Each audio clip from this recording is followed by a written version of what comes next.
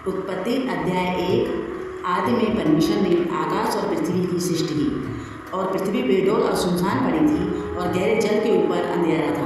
तब परमेश्वर का आत्मा जल के ऊपर मंडराता था। तब परमेश्वर ने कहा, उजियाला हो, तो उजियाला हो गया। और परमेश्वर ने उजियाले को देखा कि अच्छा है, और फिर परमेश्वर ने उजियाले को अंधेरे से अलग किया। और परमेश्वर ने उजियाले को दिन और अंधेरे को रात कहा। तथा सांझ हुई, फिर भोर हुआ। इस प्रकार पहला दिन हो गया। फिर परमेश्वर ने कहा, जल के बीच एक ऐसा अंतर हो कि जल दो भाग हो जाए। तब परमेश्वर ने एक अंतर करके उसके नीचे के जल और उसके ऊपर के जल को अलग अलग किया, और वैसा ही हो गया। और परमेश्वर ने उस अंतर को आकाश कहा। तथा सांझ हुई, फिर भोर हुआ। इस प्रकार दूसरा दिन हो गया। फिर परमेश्वर ने कहा, आकाश के नीचे का जल एक स्थान में इकट्ठा हो जाए और सूखी भूमि दिखाई दे, और वैसा ही हो गया। और परमेश्वर ने सूखी भूमि को पृथ्वी कहा, तथा जो जल इकट्ठा हुआ उसको उसने समुद्र कहा। और परमेश्वर ने देखा कि अच्छा है। फिर परमेश्वर ने कहा, पृथ्वी से हरी हरी घास तथा बीज वाले छोटे छोटे पेड़ और फलदायी वृक्ष भी, इसके बीज उन्हीं में एक की जाति के अनुसार होते हैं, पृथ्वी पर उगे। और वैसा ही हो गया। तो पृथ्वी से हरी घास और छोटे छोटे पेड़ जिनमें अपनी अपनी जाति के अनुसार बीज होता है, और फलदायी वृक्ष जिनके बीज एक एक जाति के अनुसार उन्हीं में होते हैं, उगे। और परमेश्वर ने देखा कि अच्छा है। तब सांझ हुई, फिर भोर हुआ। इस प्रकार तीसरा दिन हो गया। फिर परमेश्वर ने कहा, दिन को रात से अलग करने के लिए आकाश के अंतर में ज्योतियाँ हों, और वे चिन्हों और नियत समयों और दिनों और वर्षों के कारण हों। और वे ज्योतियाँ आकाश के अंतर में पृथ्वी पर प्रकाश देने वाली भी ठहरे, और वैसा ही हो गया। तब परमेश्वर ने दो बड़ी बड़ी ज्योतियाँ बनाई। उनमें से बड़ी ज्योति को दिन पर प्रभुता करने के लिए, और छोटी ज्योति को रात पर प्रभुता करने के लिए बनाया, और तारागण को भी बनाया। परमेश्वर ने उनको आकाश के अंतर में इसलिए रखा कि वे पृथ्वी पर प्रकाश दें, तब दिन और रात पर प्रभुता करें, और उजियाले को अंधेरे से अलग करें।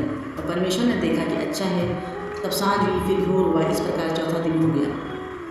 फिर परमेश्वर ने कहा, जल जीवित प्राणियों से बहुत ही भर जाए, और पक्षी पृथ्वी के ऊपर आकाश के अंतर में उड़े। इसलिए परमेश्वर ने जाति जाति के बड़े बड़े जल जंतुओं की ओर सब जाति की प्राणियों की सृष्टि की, जो चलते फिरते, जिनमें जल बहुत ही भर गया, और एक एक जाति के उड़ने वाले पक्षियों की सृष्टि की। और परमेश्वर ने देखा कि अच्छा है। और परमेश्वर ने ये कह के उनको आशीष दी, फूलों फलों और समुद्र में जल में भर जाओ, और पशु पक्षी पर पृथ्वी पर बढ़े।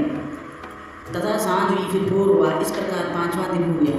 फिर परमेश्वर ने कहा, पृथ्वी में एक एक जाति के जीव प्राणी अर्थात घरेलू पशु और रेंगने वाले जंतु और पृथ्वी के वन पशु जाति जाति के अनुसार उत्पन्न हो, और वैसा ही हो गया। सो परमेश्वर ने पृथ्वी के जाति जाति के वन पशुओं और जाति जाति के घरेलू पशुओं को और जाति जाति की भूमि पर सब रेंगने वाले जंतुओं को बनाया। और परमेश्वर ने देखा कि अच्छा है।